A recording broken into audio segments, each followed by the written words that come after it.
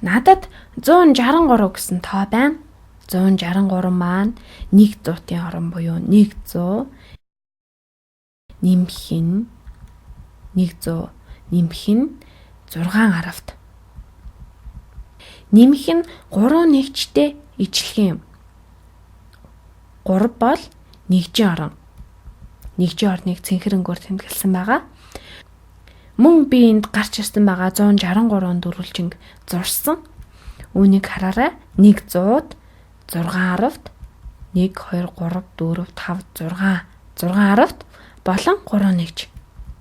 Энд бичсэн байгаа 163 гэдэг тоо маань 100-д дээр нэмэх нь 6 харавт нэмэх нь 3 нэгжтэй яг ижилхэн. Мөн хэрэж ойлгож байгаа бол энд байгаа 163 дөрвөлжинтэй ч гэсэндээ тэнцүү юм.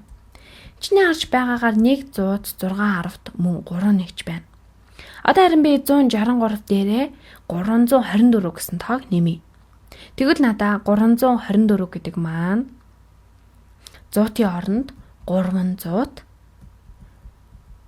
300-д дээр нэмэх нь 2 харавт 2 харавт дээр нэмэх нь 4 нэгж болно. Харин одоо энд зурсан бүх дөрвөлжингүүдийг харъя. Энд нийт 324 дөрвөлжин байгаа. Чамд 1 2 300-д 1 2 харавт мөн 4 нэгж байна. 324 маань 300-д 2 харавт 4 нэгж юм. Хэрэв чи энд хичнээн дөрвөлжин байгааг мэдхийг хүсвэл энд маш олон байна. Хараарай. Энд 100 ширхгээр багтцалсан 3 багц буюу 300-д 10 ширхгээр багтцалсан 2 харавт мөн 4 нэгж байна.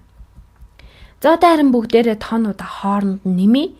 Хамгийн түрүүнд нэгжийн орноос эхэлж нэмнэ.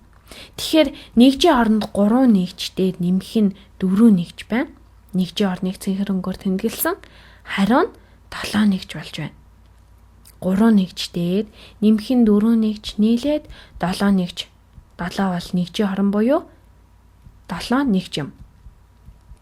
Харин одоо үнийг хараарай. Одоо харин харавтын орныг нэмье. 6 харавт дээр нэмэх нь 2 харавт. Хэрэв би ингээ хооронд нэмчихвэл хариу нь 8 харавт болно. 6 харавт болон 2 харавт байсан бөгөөд эднэр маань харавтын орон юм. Энэ бол 6 харавт гэсэн үг, харин энэ бол 2 харавт гэсэн үг. 6 харавт дээр нэмэх нь 2 харавт, хариу нь 8 харавт. Мөн бид үүнийг харах хэрэгтэй. 6 харавт дээр нэмэх нь 2 харавт нийлээд 8 харавт. Хамгийн сүүлд нь би 100-ийн оронгоо нэмэх ёстой. 100-д дээр нэмэх нь 300, хариу нь 400 болно. Одоо харин үнийг бас харах хэрэгтэй. 1 2 3 4 400. Үнийгээ бүгдийг нь тойруулаад зурчихъя. 100-д дээр 300-г нэмэхэд хариу нь 400 гарна. Тэгвэл 163 дээр 324-ийг нэмбэл 487 гарч байна. 400-д 8 харавт 7 нэгж.